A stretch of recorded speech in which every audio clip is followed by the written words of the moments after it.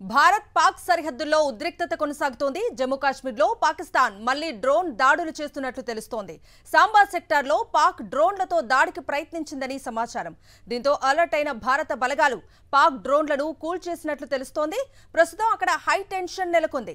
పోఖ్రాన్, ఫిరోజ్పూర్ ప్రాంతాల్లో పాక్ డ్రోన్లను భారత ఆర్మీ కూల్చేసినట్లు తెలుస్తోంది. దీంతో సరిహద్దు ప్రాంతాల్లో కరెంట్, ఇంటర్నెట్ ను నిలిపివేశారు అధికారులు. ఇటు యూరి, కుప్వారా, పూంచ్, నౌగాం సెక్టర్లలోనూ పాక్ రేంజర్లు కాల్పులకు తెగబడుతున్నారు. పాక్ కాల్పులను తిప్పికొడుతున్నాయి భారత బలగాలు.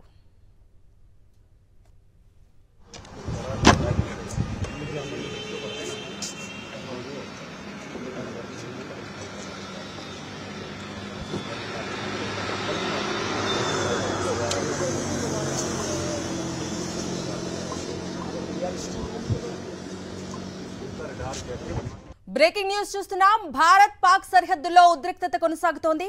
జమ్మూ కాశ్మీర్లో పాకిస్తాన్ మళ్లీ డ్రోన్ దాడులు చేస్తున్నట్లు తెలుస్తోంది. సాంబా సెక్టార్లో పాక్ డ్రోన్లతో దాడికి ప్రయత్నించిందని సమాచారం. దీంతో అలర్ట్ అయిన భారత బలగాలు పాక్ డ్రోన్లను కూల్చేసినట్లు తెలుస్తోంది. ప్రస్తుతం అక్కడ హై టెన్షన్ నెలకొంది. పోఖ్రాన్, ఫిరోజ్పూర్ ప్రాంతాల్లో పాక్ డ్రోన్లను భారత ఆర్మీ కూల్చేసినట్లు తెలుస్తోంది. దీంతో సరిహద్దు ప్రాంతాల్లో కరెంట్, ఇంటర్నెట్ ను నిలిపేశారు అధికారులు. ఇటు యూరి, కుప్వారా, పూంచ్, నౌగాం సెక్టర్లలోనూ పాక్ రేంజర్లు కాల్పులకు తెగబడుతున్నారు. పాక్ కాల్పులను తిప్పికొడుతున్నాయి భారత బలగాలు.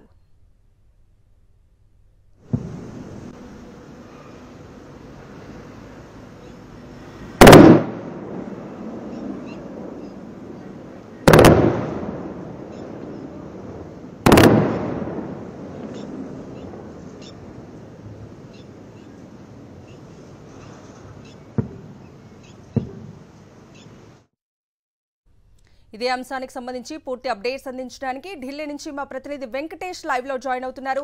వెంకటేష్, చెప్పండి, పాకిస్తాన్ కవ్వింపు చర్యలు ఆగటం లేదు.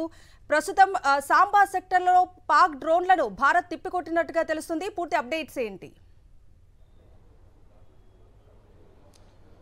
వరుస ఎదురు దెబ్బలు తగులుతున్న పాకిస్తాన్ తన తీరు మార్చుకోవడం లేదు. మరోసారి పాకిస్తాన్ డ్రోన్లతో కాల్పులకు తెగబడుతున్నటువంటి పరిస్థితి. సో డ్రోన్లను వెంటనే ఇంటర్సెప్ట్ చేయగలిగింది భారత్. ప్రధానంగా పూంచ్, సాంబా సెక్టర్ లో ప్రస్తుతం పాకిస్తాన్ డ్రోన్లను భారత ఎయిర్ డిఫెన్స్ సిస్టమ్ కూల్చివేసింది. అలాగే రాజస్థాన్ లోని పోఖ్రాన్ ప్రాంతంలో కూడా డ్రోన్లను కూల్చివేసినట్టుగా సమాచారం వస్తుంది. ప్రధానంగా జమ్మూలో టార్గెట్ చేసుకుంది పాకిస్తాన్. జమ్మూలో ఉన్నటువంటి పూంచ్, రాజౌరి, అఖ్నూర్ సెక్టార్లలో భారీ ఎత్తున సీజ్ ఫైర్ వయోలేషన్ కు పాల్పడుతూ భారీ ఎత్తున షెల్లింగ్ చేస్తుంది ఆర్టిలరీ ఉపయోగించి. సో ఆ నేపథ్యంలో భయంకరమైనటువంటి శబ్దాలు వినిపిస్తున్నట్టుగా జమ్మూ కాశ్మీర్ ముఖ్యమంత్రి ఒమర్ అబ్దుల్లా కూడా కొద్దిసేపటి కింద ట్వీట్ చేశారు. కంప్లీట్ బ్లాక్అవుట్ జమ్మూ కాశ్మీర్ లో ఉంది. కరెంటు నిలిపివేశారు, ఇంటర్నెట్ నిలిపివేశారు. ప్రజలెవరిని కూడా బయటికి రావద్దని కోరుతున్నారు. ఎందుకంటే భయంకరమైనటువంటి ఆర్టిలరీ షెల్లింగ్ జరుగుతున్నటువంటి నేపథ్యంలో జనావాసాలపైన పాకిస్తాన్ టార్గెట్ చేసుకున్న నేపథ్యంలో ప్రజలపైనే టార్గెట్ గా చేసుకుని వారు ఫైరింగ్ చేస్తున్న నేపథ్యంలో ప్రజల్ని అప్రమత్తంగా ఉండాలని ముఖ్యమంత్రి సూచిస్తున్నారు. ఇటువైపు రాజస్థాన్ లో కూడా చాలా సెన్సిటివ్ ఏరియా పోఖ్రాన్ అనేది తెలుసు మనకు. అక్కడ అణు పరీక్షలు కూడా అక్కడే నిర్వహించాం. సో అక్కడ పోఖ్రాన్ లో ప్రధానంగా ఎయిర్ స్ట్రైక్స్ చేసేందుకు పాకిస్తాన్ ప్రయత్నం చేస్తుంది. సో ఆ ఎయిర్ స్ట్రైక్స్ ను ఇమ్మీడియట్ గా భారత్ న్యూట్రలైజ్ చేయగలిగింది. So kinetic action, non kinetic actions అన్నిటి ఉపయోగిస్తుంది. కెనెటిక్ యాక్షన్స్ అంటే ఆయుధాలను ఉపయోగించి వెంటనే వాటిని ఇంటర్సెప్ట్ చేసి న్యూట్రలైజ్ చేయడం. అలాగే నాన్ కెనెటిక్ యాక్షన్ అంటే జామర్స్ ద్వారా, లేజర్స్ కిరణాల ద్వారా వాటిని డ్రోన్లకు సంబంధించినటువంటి కంప్లీట్ గా సిగ్నల్స్ అందకుండా చేయడం ద్వారా డ్రోన్స్ ను నిర్వీర్యం చేసి అక్కడే కూల్చివేసేటువంటి నాన్ కెనెటిక్ యాక్షన్ కూడా చేస్తుంది. So kinetic and non kinetic రెండు రకాల వ్యవస్థలతో, రెండు రకాల పద్ధతుల్లో కంప్లీట్ గా పాకిస్తాన్ పంపిస్తున్నటువంటి డ్రోన్లను, మిస్సైల్స్ అన్నిటిని కూడా కూల్చివేస్తూ సక్సెస్ఫుల్ గా భారత్ ముందుకు వెళ్తుంది. సో మొత్తానికి ఇటు జమ్మూ కాశ్మీర్, రాజస్థాన్, పంజాబ్ అన్ని ప్రాంతాల్లో, సరిహద్దులో ఉన్నటువంటి అన్ని ప్రాంతాలు కూడా కంప్లీట్ బ్లాక్అవుట్ కనిపిస్తోంది.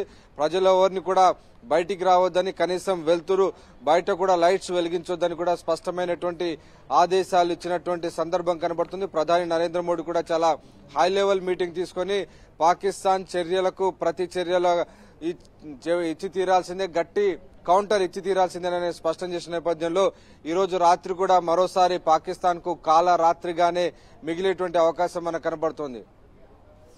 వెంకటేష్, మన ఇండియన్ ఆర్మీ కావచ్చు, ఇండియన్ గవర్నమెంట్ కావచ్చు, చాలా ప్రిన్సిపల్డ్ అప్రోచ్ మీదనే దాడి చేస్తుంది. వాళ్ళ సివిలియన్స్ ప్లేసెస్ లో ఒక డ్రోన్ అటాక్ కానీ, ఒక మిజైల్ అటాక్ కానీ, ఒక ఫైటర్ అటాక్ కానీ ఏది ఇప్పటికీ చేయలేదు. కేవలం ఉగ్ర స్థావరాలను మాత్రమే టార్గెట్స్ని ఐడెంటిఫై చేసి చాలా ప్రిసిషన్గా టార్గెట్ చేశాం. కానీ పాకిస్తాన్ మాత్రం సివిలియన్స్ మీద అటాక్ చేస్తుంది. దీన్ని ఎట్లా చూడాలి?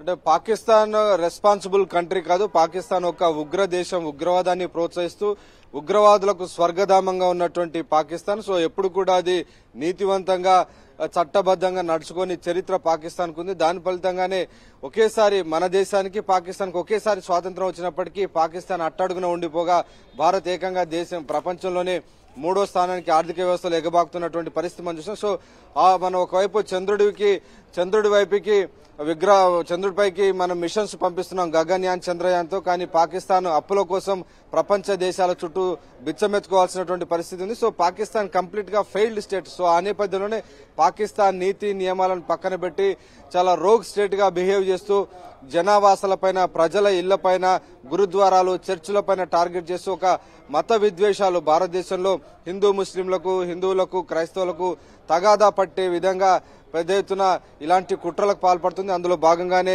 గత 2 రోజుల్లో షెల్లింగ్, గురుద్వారాలు, చర్చిలను టార్గెట్ గా చేసుకున్నటువంటి పరిస్థితి మనం చూసాం. సో ఈ రోజు కూడా కొద్దిసేపటి కిందట సాంబా సెక్టార్ లో అలాగే పూంచ్ వద్ద భారీ ఎత్తున డ్రోన్స్ తో అటాక్ చేయడానికి ప్రయత్నిస్తే కైనెటిక్ యాక్షన్ ద్వారా భారత్ బుద్ధి చెప్పి వాటిని న్యూట్రలైజ్ చేయగలిగింది. జమ్మూ కాశ్మీర్ సీఎం కూడా అక్కడే ఉన్నారు. సో ఆయన కూడా ట్విట్టర్ లో పెట్టారు. భారీ ఎత్తున శబ్దాలు వినబడుతున్నాయి, పెద్దగా పేలుళ్లు వినబడుతున్నాయి.